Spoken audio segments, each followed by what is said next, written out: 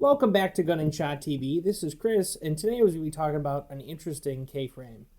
There's quite a few K-frames I've talked about on this channel, but this is an interesting one in that it's actually a very early K-frame. Now, the K-frame M&P model, Model 10, essentially there's a whole bunch of different names these guns were known by, but this is your standard 38 special police military revolver that was made by Smith & Wesson. They made these from 1899 all the way up until, well, they're still making them today. But essentially, design didn't really change much. There were some internal changes, some lockwork changes and stuff over all that time. But you'll see some interesting things when you look at the older ones. You'll see that there's a top screw that holds the side plate on, as you can see here.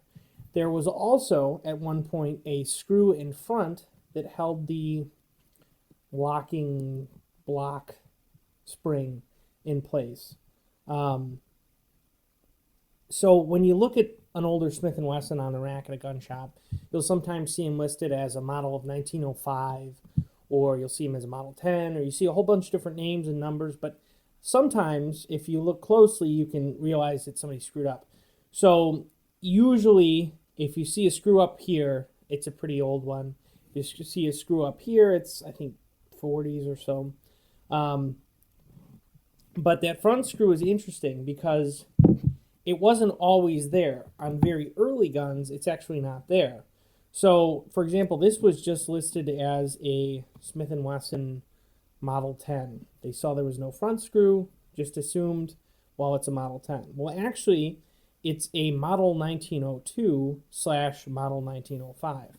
The reason I say that is it is one of the last possible Model 1902s, but with this square butt. Almost every 1902 actually has a round butt. So I'm going to bring the camera in and I'll give you a little bit better detail of the gun. So bringing it a little bit closer, you can see it's a 6.5-inch barrel, which is pretty long. A lot of the older guns had longer barrels, so that's usually a pretty interesting tip-off. Not that they didn't make longer barrels. You know, pretty much you could get any length of barrel for quite a few years, especially up until the 60s or so. You could pretty much custom order guns with different barrels if you had the money and the means. But generally with the older guns, they had longer barrels, so at least in my opinion. So this one's 6.5-inch. If you look, it's got the standard 4-screw side plate where it's got a screw up top. But like I said, there is no front screw on the trigger guard there.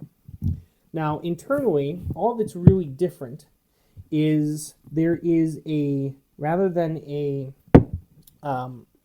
trigger return spring that's in a little slide, this actually has like a little stirrup, little lever thing that has a spring on it. I'll throw a picture of what one looks like. So if you look at that, that's the main real difference here. And like I said, that lockwork pretty much was identified as the 1902 lockwork. Now, this is actually a 1902 lockwork, but with the square butt, which was traditionally identified as a model of 1905. So it's, like I said, it's a weird transition model. This one was actually made in 1904, I think it dates to on the serial number. It's got a very low serial number, and it's in pretty rough shape. At some point, this thing, I'm guessing, was extensively carried or sat in a toolbox or something. It has a whole bunch of like painting marks or pitting, something I'm not 100% what the damage was from. It cleaned up okay. The barrel is decent. It's got decent rifling to it. It would be safe to shoot. It locks up fine. But it is definitely antique, so I wouldn't shoot a whole bunch out of it. They didn't really start heat treating the chambers, I think, until somewhere right around the end of World War I, so in 1919, 1920. So these older guns are not really heat treated in the cylinder. So light plinking target 38 special loads aren't going to hurt anything, but I definitely would never shoot a plus P out of it because it could explode in your face. So, but that's the big difference. These are aftermarket grips. I'm guessing they're probably J. Scott or Pointer Pups or something like that. Probably Pointer Pups, I think. But like I said, an interesting old variant on the K-frame, an early kind of a weird transition model that you really wouldn't see, and most people probably wouldn't notice it. So definitely interesting. So I hope you like my rundown of the Smith & Wesson Model 1902/Model 1905 transition, whatever you want to call it, the 1902 with a square butt, the 1905 with the 1902 lockwork. But definitely a neat old piece. Can't imagine actually carrying something with a barrel that long, unless you're on a horse. But definitely interesting.